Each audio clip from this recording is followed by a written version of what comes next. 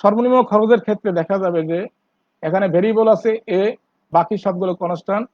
সুতরাং ভেরিয়েবলের সাপেক্ষে ডিফারেন্সিয়েট করে শূন্য হলেই আমাদের কস্ট মিনিমাম হবে। আমরা এখন এটাকে ডিফারেন্সিয়েট করব এর সাপেক্ষে। এখানে ডিফারেন্সিয়েট করে P1 যেহেতু কনস্ট্যান্ট, এখানে কিছু আসবে না। P2, এখানে শুধু P2 থাকবে। আর এখানে P3 1 বাই এর কনস্ট্যান্ট, ডিফারেন্সিয়েট করলে হবে 1/a² মাইনাস 1/a² সমান সমান 0। এখান থেকে সমান সমান করে পাই P2 সমান সমান P3/a²। অতএব P2 × a সমান সমান P3/a। অতএব দেখা যাচ্ছে যে এই বাম পাশের কষ্ট হচ্ছে বার্ষিক পরিবর্তনশীল মূলধন খরচ, আর ডান পাশের কষ্ট হচ্ছে বার্ষিক এনার্জি অপচয় খরচ। অতএব দেখা যাচ্ছে যে তারের সর্বাপেক্ষা সাইজের জন্য ক্ষেত্রে বার্ষিক পরিবর্তনশীল মূলধন খরচ এবং বার্ষিক এনার্জি অপচয় খরচ পরস্পর সমান হবে। এটি কেলভিনের অর্থনৈতিক সূত্র নামে পরিচিত।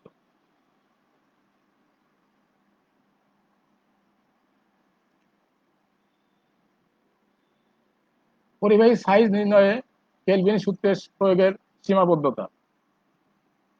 যদিও তাত্ত্বিকভাবে কেলভিনের সূত্রটি সঠিক, তথাপি বাস্তব ক্ষেত্রে কেলভিনের সূত্র প্রয়োগ করে তারের সাইজ নির্বাচনে কিছু সীমাবদ্ধতা দেখা দেয়। বাস্তব ক্ষেত্রে নিম্নলিখিত সীমাবদ্ধতা দেখা যায়।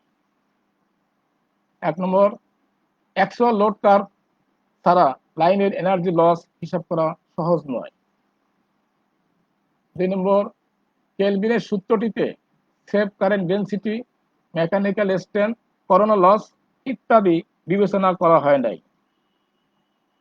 3 নম্বর, এই সূত্র মতে কোনো সময় তারের প্রস্থচ্ছেদ এত কম হয় যা নিরাপদে প্রয়োজনীয় কারেন্ট বহন করতে পারে না।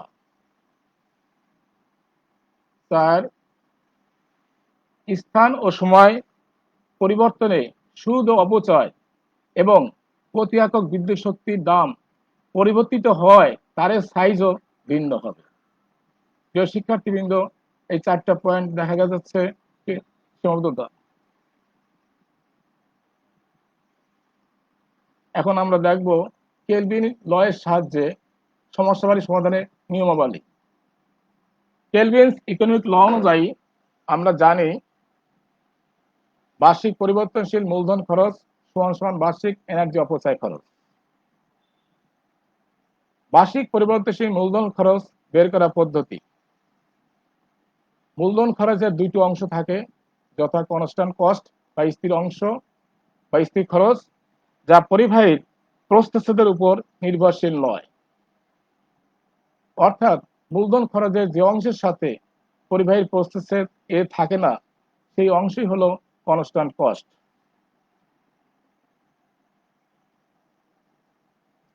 কেলভিনস ইকোনমিক ল অনুযায়ী তারের সাইজ নির্ণয়ের ক্ষেত্রে কনস্ট্যান্ট কস্টকে বিবেচনা করতে হবে না। 2 নম্বর আছে ভেরিয়েবল কস্ট, পরিবর্তনশীল খরচ, যা তারের প্রস্থচ্ছেদের উপর সরাসরি নির্ভরশীল। খরচের এই অংশের সাথে প্রস্থচ্ছেদ এ থাকবে।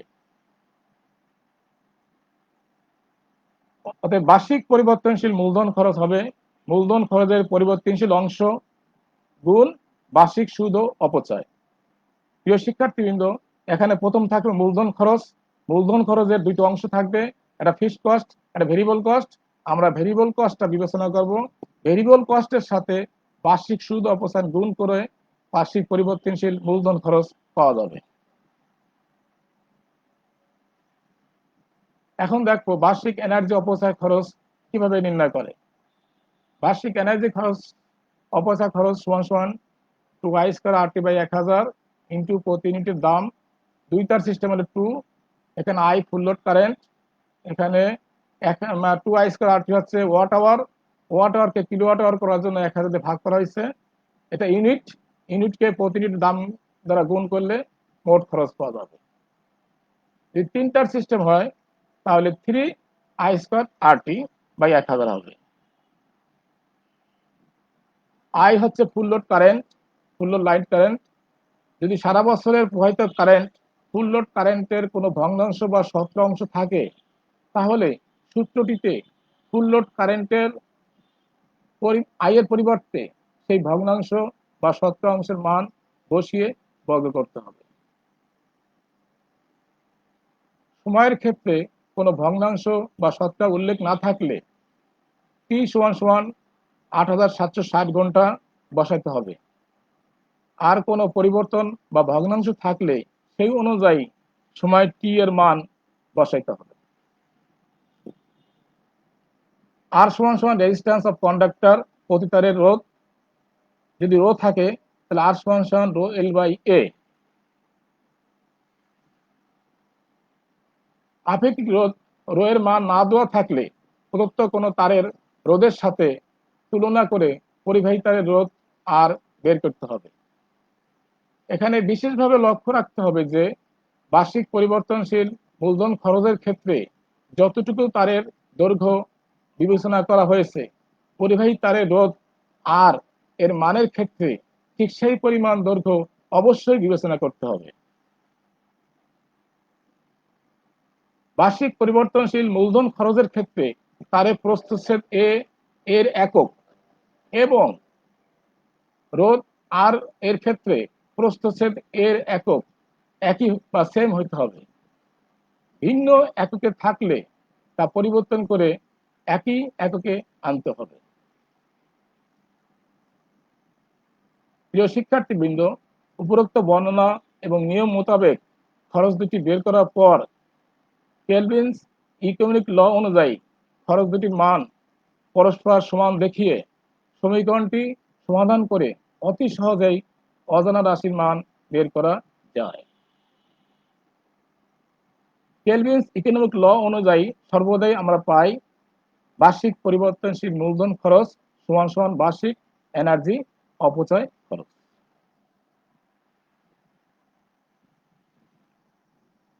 প্রিয় শিক্ষার্থীবৃন্দ, এখন আমরা একটা সমস্যা দেখব। সমস্যা: একটি তিন ফেজ ওভারহেড লাইনের প্রতি কিলোমিটারে প্রাথমিক খরচ 2,000 এ টাকা, অর্থাৎ 20,000 টাকা, 20,000 এ টাকা। এখানে এ হচ্ছে বর্গ সেন্টিমিটারের লাইন তারের প্রস্থচ্ছেদ। লাইনের বার্ষিক সুদ অপচয় 10%। প্রতি ইউনিট বিদ্যুতের দাম 3.50 টাকা এবং প্রতি কিলোমিটার দৈর্ঘ্যে প্রতি বর্গমিটার তারের প্রস্থচ্ছেদে রেজিস্ট্যান্স 0.18 ওহম। যদি বছরে ফুল লোড কারেন্টের 70% প্রবাহিত হয়, তবে লাইন তারের জন্য অর্থনৈতিক কারেন্ট ডেন্সিটি বের করো। সমাধান: এখানে প্রাথমিক খরচের সাথে যে প্রস্থচ্ছেদ এ দেওয়া আছে তার একক বর্গ সেন্টিমিটারে। পক্ষান্তরে প্রতি কিলোমিটার দৈর্ঘ্যে যে রেজিস্ট্যান্স দেওয়া আছে সেখানে প্রস্থচ্ছেদের একক বর্গ মিটারে উল্লেখ আছে। নিয়ম মোতাবেক উভয় ক্ষেত্রেই প্রস্থচ্ছেদের একক সেম বা একই করতে হবে। যদি উভয় ক্ষেত্রের প্রস্থচ্ছেদের একক বর্গমিটারে হিসাব করি, তাহলে আমরা পাই প্রতি কিলোমিটার তারের প্রাথমিক খরচ 20,000 এর সাথে 10⁴ টাকা গুণ করতে হবে। এখানে এ হচ্ছে বর্গমিটারে তারের প্রস্থচ্ছেদ, আর যেহেতু 1 বর্গমিটার সমান 3/4 বর্গ সেন্টিমিটার, অতএব বর্গমিটারে যখন আমরা প্রস্থচ্ছেদ প্রকাশ করব তারের সাইজ 10⁴ গুণ বৃদ্ধি পাবে, যার জন্য মূল্য এত টাকা বৃদ্ধি পাবে। এই জন্য 10⁴ গুণ করা হলো। অতএব প্রতি কিলোমিটার তারের বার্ষিক পরিবর্তনশীল মূলধন খরচ, এটা পুরোটাই পরিবর্তনশীল, যেহেতু এ আছে এখানে কোনো ফিক্সড কস্ট নাই। তাহলে পরিবর্তনশীল অংশের সাথে যদি আমরা সুদ অপচয় গুণ করি, তাহলে পাই বার্ষিক পরিবর্তনশীল মূলধন খরচ পাই। অতএব বার্ষিক মূলধন খরচ হবে 20,000 এ ইন্টু 10⁴ গুণ 10%, 2 ইন্টু 10⁷ এ টাকা। এটা আমরা সমীকরণ 1 দ্বারা প্রকাশ করছি। বছরে ফুল লোড কারেন্টের 70% প্রবাহিত হয়। এক্ষেত্রে সমীকরণ ফুল লোড কারেন্ট আই এর পরিবর্তে 0.7 আই বসবে। সারা বছরের সময় হিসাব টি সমান সমান 8,760 আওয়ার হবে। যেহেতু প্রতি কিলোমিটার দৈর্ঘ্যে প্রতি বর্গমিটার তারের প্রস্থচ্ছেদের রেজিস্ট্যান্স 0.18 ওহম, সেহেতু প্রতি কিলোমিটার দৈর্ঘ্যে প্রতি বর্গমিটার প্রস্থচ্ছেদে তারের রেজিস্ট্যান্স হবে 0.18/a। এখানে প্রস্থচ্ছেদ বৃদ্ধি পেলে রেজিস্ট্যান্স কমে যাবে, এই জন্য এ দ্বারা ভাগ করা হয়েছে। অতএব তারের রেজিস্ট্যান্স হবে 0.188 ওহম বাই এ। যেহেতু 3 তার সিস্টেম, অর্থাৎ 3 তারের জন্য বার্ষিক এনার্জি অপচয় খরচ 3I²RT/1000 ইন্টু প্রতি ইউনিটের দাম।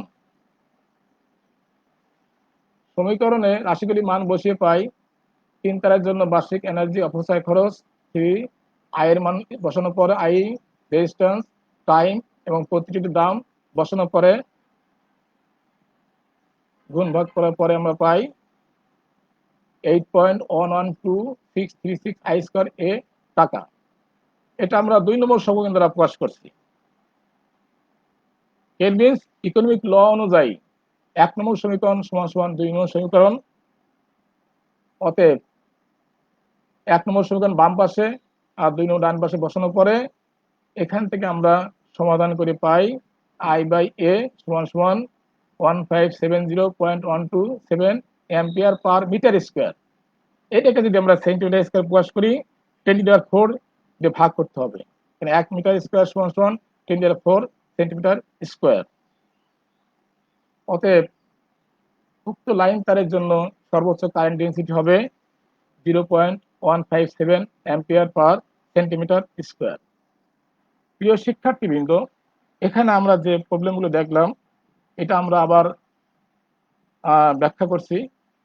এখানে প্রথমে ছিল ক্ষেত্রফল ছিল বর্গ সেন্টিমিটারে আর আরটা ছিল বর্গ মিটারে। আমরা এই ক্ষেত্রফলকে বর্গ মিটার প্রকাশ করলাম, যার জন্য প্রাথমিক খরচ বা মূলধন খরচের সাথে 10⁴ গুণ করা হলো। পরবর্তীতে আমাদের প্রতি কিলোমিটারে বা 10% করে বার্ষিক পরিবর্তনশীল মূলধন খরচ দ্বারা এত, আর রেজিস্ট্যান্সের আমাদের দেওয়া আছে একটা তারের রেজিস্ট্যান্স প্রতি বর্গমিটারের জন্য 0.18 ওহম, আর আমাদের যে এ বর্গমিটার তার জন্য রেজিস্ট্যান্স হবে 118/a, কারণ রেজিস্ট্যান্স প্রস্থচ্ছেদ বৃদ্ধি পেলে কমে যাবে, এই জন্য এদের ভাগ করা হলো। পরবর্তীতে আমরা 3 তারের জন্য বার্ষিক এনার্জি অপচয় খরচ সূত্র জানলাম 3I²RT/1000 ইন্টু প্রতি ইউনিট দাম। এখানে আমরা সমীকরণে সব মানগুলো বসিয়ে পাই 8.112636 I²/a। অতএব কেলভিন ইকোনমিক ল অনুযায়ী 1 নম্বর সমীকরণ সমান সমান 2 নম্বর সমীকরণ বসিয়ে পাই I/a বা কারেন্ট ডেন্সিটি প্রথমে পেয়েছি 1570.127 অ্যাম্পিয়ার পার মিটার স্কোয়ার, কারণ আমরা ক্ষেত্রফল মিটার স্কোয়ার প্রকাশ করেছিলাম। পরবর্তীতে আমরা এখান থেকে সেন্টিমিটার স্কোয়ার আসলাম 10⁴ দিয়ে ভাগ করে। অতএব উক্ত লাইন তারের জন্য সর্বোচ্চ কারেন্ট ডেন্সিটি হবে 0.157 অ্যাম্পিয়ার পার সেন্টিমিটার স্কোয়ার। প্রিয় শিক্ষার্থীবৃন্দ, আমরা আর একটা প্রবলেম দেখব। প্রবলেম 2তে কি বলছে, 1 কিলোমিটার দীর্ঘ 2 তার বিশিষ্ট পরিবাহী লাইনে বছরে সরবরাহকৃত কারেন্ট 200 অ্যাম্পিয়ার। প্রতি একক মিটারে সংস্থাপন খরচ 20A + 20, এ হচ্ছে তারের প্রস্থচ্ছেদের বর্গ সেন্টিমিটার, আর প্রতি একক বিদ্যুৎ শক্তির মূল্য 5 পয়সা, সুদ অপচয় 10%, পরিবাহীর আপেক্ষিক রোধ 1.73 মাইক্রো ওহম সেন্টিমিটার, তারের সবচেয়ে কারেন্ট সাশ্রয়ী প্রস্থচ্ছেদ নির্ণয় করো। প্রিয় শিক্ষার্থীবৃন্দ, এখানে আমাদের ক্ষেত্রফলে একক এ, তারের প্রস্থ বর্গ সেন্টিমিটারে, এখানে প্রতি একক মিটারে সংস্থাপন খরচ বা মূলধন খরচ 20A + 20, এখানে 20টা ফিক্সড কস্ট আর 20টা ভেরিয়েবল কস্ট। আমাদের কেলভিন ইকোনমিক ল অনুযায়ী এই 20 নিয়ে কোনো বিবেচনা করতে হবে না। সমাধান, আমাদের আপেক্ষিক রোধ দেওয়া আছে 1.73 মাইক্রো ওহম সেন্টিমিটার, আমরা মাইক্রো চেঞ্জ করে 10⁻6 বসালাম, তাহলে পেলাম ওহম সেন্টিমিটার। যেহেতু আপেক্ষিক রোধের মান ওহম সেন্টিমিটার আছে, সেহেতু আমাদের দৈর্ঘ্য 1 কিলোমিটারকে আমরা সেন্টিমিটারে প্রকাশ করছি। প্রথম মিটার, মিটারকে আবার একসাথে গুণ করে 10⁵ সেন্টিমিটার পেলাম। অতএব আর সমান সমান রো এল বাই এ, রোর মান এল এর মান বসানোর পরে আমরা পাই 0.173 এ অত হোম। এ হচ্ছে তার প্রস্থচ্ছেদ বর্গ সেন্টিমিটারে। যেহেতু 2 সিস্টেম, সেহেতু বার্ষিক এনার্জি অপচয় খরচ হবে 2I² RT/1000 ইন্টু প্রতি ইউনিটের দাম। এখানে প্রতি ইউনিটের দাম দেওয়া আছে 5 পয়সা, এটাকে আমরা 100 দিয়ে ভাগ করে টাকা প্রকাশ করছি 0.05 টাকা। অতএব বার্ষিক এনার্জি অপচয় খরচ হয় 2, আয়ের মান 200 স্কোয়ার, রেজিস্ট্যান্সের মান, টাইমের মান 8760 ঘন্টা, প্রতি ইউনিট দাম 0.05 এ, সূত্র 1000 আছে, এটা বসানোর পর আমরা পাই 6061.92 টাকা। আমাদের দেওয়া আছে 1 মিটার তারের মূলধন খরচ 20A/20 টাকা। এখান থেকে পরিবর্তনশীল অংশ হচ্ছে এ যেটা আছে, আর 1 মিটার তারের পরিবর্তনশীল মূলধন খরচ 20A/20 টাকা। ফিক্সটা বাদ পড়লো, যেহেতু তারের দৈর্ঘ্য 1 কিলোমিটার আছে, অর্থাৎ 1 কিলোমিটার তারের পরিবর্তনশীল মূলধন খরচ 1000 দিয়ে গুণ করা হলো, তাহলে 20,000 টাকা।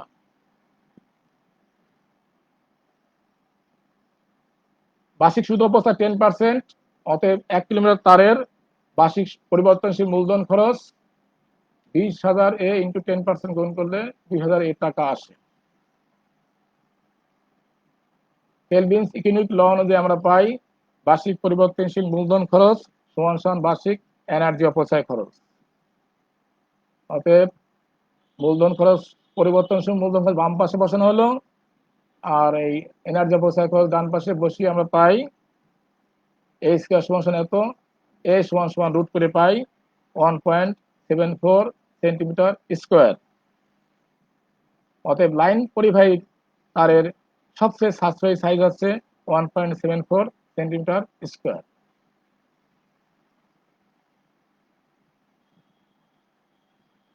প্রিয় শিক্ষার্থীবৃন্দ, এখন আমরা দেখবো সিস্টেম লস কি এবং সিস্টেম লস কারণ সমূহ কি। আধুনিক সভ্য যুগে বিদ্যুতের চাহিদা ব্যাপক। বিদ্যুতের এই ব্যাপক চাহিদা পূরণের জন্য বড় বড় জেনারেটিং স্টেশন বা পাওয়ার স্টেশন স্থাপন করা হয়েছে। জেনারেটিং স্টেশনগুলোতে অত্যন্ত দক্ষতার সাথে সাশ্রয়ীভাবে ব্যাপক ভিত্তিক ইলেকট্রিক্যাল এনার্জি উৎপাদন করা হয়। উৎপাদিত ইলেকট্রিক্যাল এনার্জিকে জেনারেটিং স্টেশন থেকে গ্রাহকের নিকট সরবরাহ করা পর্যন্ত বিভিন্ন প্রকার কারিগরি ও অকারিগরি লস হয়, তাদের সমষ্টিকেই সিস্টেম লস বলে। শতকরা হিসেবে সিস্টেম লস দাঁড়ায় মোট উৎপাদিত বিদ্যুৎ শক্তি মাইনাস মোট ব্যবহৃত শক্তি ভাগ মোট উৎপাদিত শক্তি ইন্টু 100।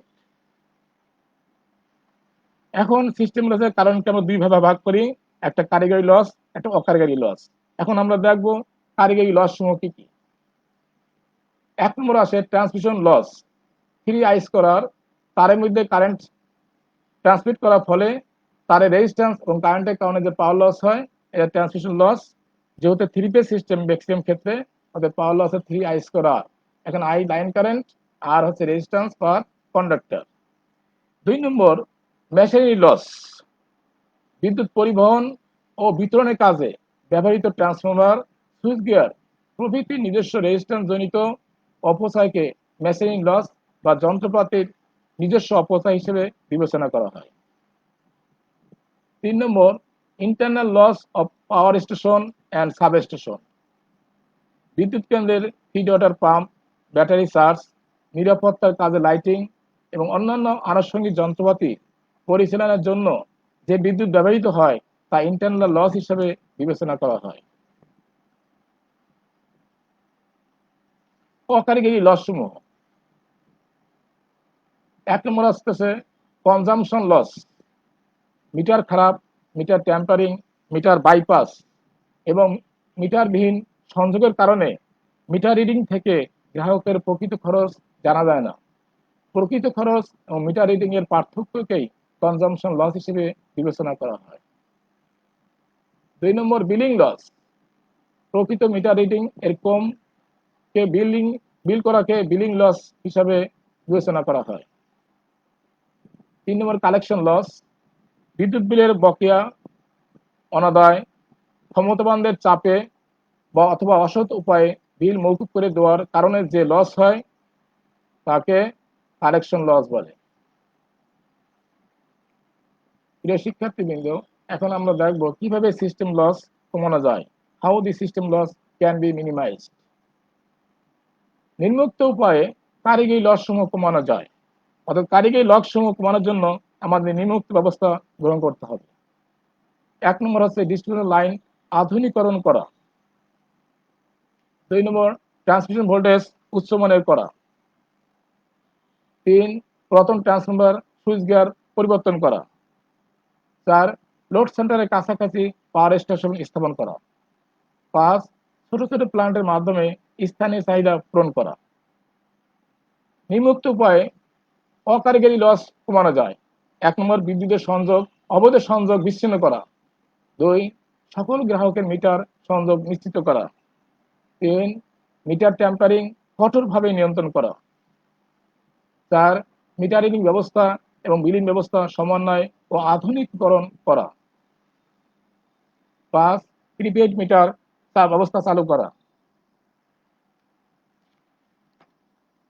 6 এলাকা ভিত্তিক অথবা ফিডার ভিত্তিক এইচটি মিটারের মাধ্যমে পাওয়ার সরবরাহ নিশ্চিত করা। প্রিয় শিক্ষার্থীবৃন্দ, তোমরা যাতে বাসায় পড়াশোনার প্রতি অধিক মনোযোগী হতে পারো, এর জন্য তোমাদের হোমওয়ার্ক হিসাবে একটি গাণিতিক সমস্যা ও একটি রচনাত্মক প্রশ্ন সেট করা হলো। হোমওয়ার্কটি ইনস্টিটিউটের সংশ্লিষ্ট শিক্ষকদের নিকট জমা দিতে হবে।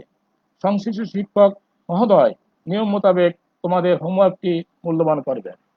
এখন দেখা যাক হোমওয়ার্ক হিসাবে কি কি সেট করা হলো।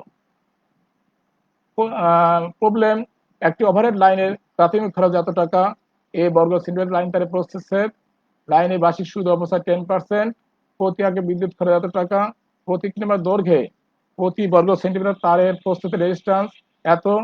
যদি ফুল লোড কারেন্ট বছরের 70% প্রবাহিত হয় তাহলে লাইন তারের জন্য অর্থনৈতিক কারেন্ট ডেন্সিটি নির্ণয় করো। এখানে বলা আছে ফুল লোড কারেন্ট বছরের 70%, কারেন্টের নয়, বছরের 70% ধরে প্রবাহিত হবে। এটা তোমাদের বিবেচনা করতে হবে। 2 সিস্টেম লস আমাদের দেশে বিদ্যুৎ উন্নয়নে একটি বিরাট অন্তরায়, ব্যাখ্যা করো।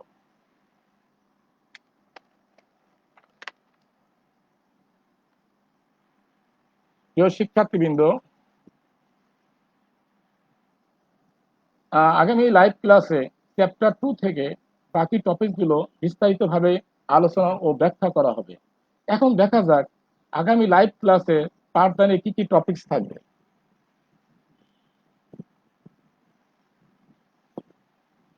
1 নম্বর থাকবে পাওয়ার ফ্যাক্টর ইমপ্রুভমেন্টের বিভিন্ন প্রকার পদ্ধতির ব্যাখ্যা। 2 বিভিন্ন প্রকার পদ্ধতির পারস্পরিক তুলনা। 3 সর্বাপেক্ষা অধিক সাশ্রয়ী পাওয়ার ফ্যাক্টরের সমীকরণটি প্রতিপাদন। Derive the equation for the most economic power factor. 4 solve problems related to power factor improvement. প্রিয় শিক্ষার্থীবৃন্দ, আগামী লাইভ ক্লাসে তোমরা সকলেই স্বতঃস্ফূর্তভাবে অংশগ্রহণ করবে, এটা আমার দৃঢ় বিশ্বাস। মহান রাব্বুল আলামিন ততদিন আমাদের সবাইকে সুস্থ রাখুন, ভালো রাখুন এবং করোনা ভাইরাসের হাত থেকে নিরাপদে রাখুন, এই কামনা করে আজকের মতো এখানেই শেষ করছি। আল্লাহ হাফেজ।